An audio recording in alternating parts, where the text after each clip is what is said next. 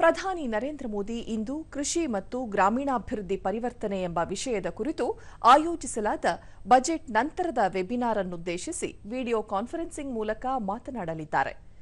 ಈ ವಿಷಯದ ಅಡಿಯಲ್ಲಿ ಕೃಷಿ, ಪಶುಸಂಗೋಪನೆ ಮತ್ತು ಡೈರಿ, ಮೀನುಗಾರಿಕೆ ಹಾಗೂ ಗ್ರಾಮೀಣ ಜೀವನೋಪಾಯ ಎಂಬ 4 ಪ್ರಮುಖ ಕ್ಷೇತ್ರಗಳನ್ನು ಒಳಗೊಂಡ 8 ವಿಭಿನ್ನ ಅಧಿವೇಶನಗಳನ್ನು ನಡೆಸಲಾಗುತ್ತಿದೆ.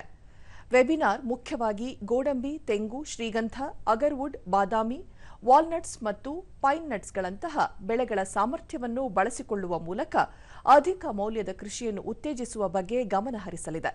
ಅಲ್ಲದೆ ಕೃಷಿ ಕ್ಷೇತ್ರಕ್ಕಾಗಿ ರೂಪಿಸಲಾಗಿರುವ ಕೃತಕ ಬುದ್ಧಿಮತ್ತೆ ಆಧಾರಿತ ಡಿಜಿಟಲ್ ಸಾರ್ವಜನಿಕ ಮೂಲಸೌಕರ್ಯ ಭಾರತ್ ವಿಸ್ತಾರ್ ಒದಗಿಸುವ ಅವಕಾಶಗಳ ಬಗ್ಗೆಯೂ ಚರ್ಚಿಸಲಾಗುವುದು. ಪಶುಸಂಗೋಪನೆ, ಮೌಲ್ಯ ಸರಪಳಿಯಲ್ಲಿ ಖಾಸಗಿ ವಲಯದ ಹೂಡಿಕೆ ಮತ್ತು ಉದ್ಯಮಶೀಲತೆ, ಮೀನುಗಾರಿಕೆಗಾಗಿ ಜಲಾಶಯಗಳು, ಕರಾವಳಿ ಮೀನುಗಾರಿಕೆ ಮೌಲ್ಯ ಸರಪಳಿಯನ್ನು ಬಲಪಡಿಸುವುದು, ಶೀಮಾರ್ಟ್ಸ್ ಮೂಲಕ ಗ್ರಾಮೀಣ ಮಹಿಳಾ ಉದ್ಯಮಿಗಳು ತಯಾರಿಸಿದ ಉತ್ಪನ್ನಗಳಿಗೆ ಮಾರುಕಟ್ಟೆ ಪ್ರವೇಶವನ್ನು ವಿಸ್ತರಿಸುವ ಬಗ್ಗೆಯೂ ಸಮಾಲೋಚನೆ ನಡೆಯಲಿದೆ.